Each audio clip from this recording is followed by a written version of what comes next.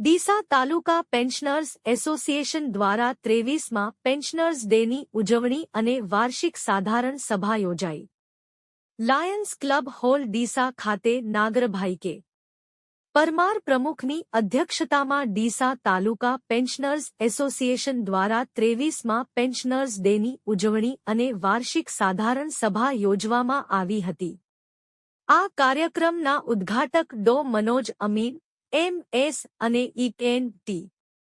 સર્જન અને ડો Mukesh Chaudhary MS. Cancer surgeon મુખ્ય મહેમાન જે.જી. દરજી મહામંત્રી પેન્શનર સમાજ અમદાવાદ એસ.એસ. વાઘેલા પ્રમુખ બ.કા. જિલ્લા પેન્શનર્સ એસોસિએશન રાજેન્દ્રભાઈ પુરોહિત નિવૃત્ત ખેતીવાડી અધિકારી ભોજનદાતા ત્રિભુવનભાઈ જે. પટેલ શાલદાતા અને બહોળી સંખ્યામાં પેન્શનર્સ એસોસિએશનના ભાઈઓ બહેનો તેમજ આમંત્રિત એન.જી.ના સભ્યો ઉપસ્થિત રહ્યા હતા. નાગરભાઈ કે પરમાર પ્રમુખ દ્વારા શાબ્દિક સ્વાગત કર્યા બાદ મહેમાનોનું ફુલહાર શાલ ઓઢાડી તેજસ્વી વિદ્યાર્થીઓનું સન્માનપત્ર અને મોમેન્ટો આપી વિશેષ સન્માન કરવામાં આવ્યું. ભરતભાઈ ઠક્કર ભાગ્યશાળી સામાજિક કાર્યકરનું વિશેષ સેવા બદલ સન્માન કરવામાં આવ્યું હતું.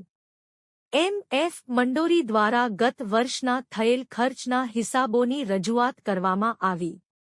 ઉપસ્થિત સૌ સભ્યોએ બહાલી આપી હતી. ડો મનોજ અમીન દ્વારા પેન્શનર્સને તંદુરસ્ત રહેવા અને કાર્યશીલ રહેવા બદલ અભિનંદન આપ્યા હતા. ડો મુકેશ ચૌધરી કેન્સર સર્જન દ્વારા કેન્સર થવાના કારણો અને કેન્સર થયા બાદ કાળજી લેવા અંગે માર્ગદર્શન આપ્યું હતું. જે. દરજી મહામંત્રી દ્વારા સાંપ્રત સમયમાં સરકારશ્રી દ્વારા કર્મચારીઓને મળવાપાત્ર વિશેષ લાભ અને કર્મચારીની માંગણીઓ અંગે બૃહદ ચર્ચા કરી હતી. કાર્યક્રમના અધ્યક્ષ શ્રી નાગરભાઈ કે. પરમાર દ્વારા પેન્શનર એસોસિએશન દ્વારા થતા વિશેષ કામગીરી અંગે વિસ્તૃત છણાવટ કરી હતી. ભગવાનદાસ ઠક્કર બંધુ દ્વારા સમગ્ર કાર્યક્રમનું સંચાલન કરવામાં આવ્યું હતું. પ્રવીણભાઈ સાધુ કારોબારી સભ્ય દ્વારા આભાર વિધિ કરવામાં આવી હતી. પ્રમુખ મંત્રી અને કારોબારીના સભ્યોના સહિયારા પ્રયત્નો દ્વારા કાર્યક્રમને સફળતા મળી હતી. અહેવાલ રિપોર્ટ ભરત ઠક્કર ડીસા બનાસકાંઠા.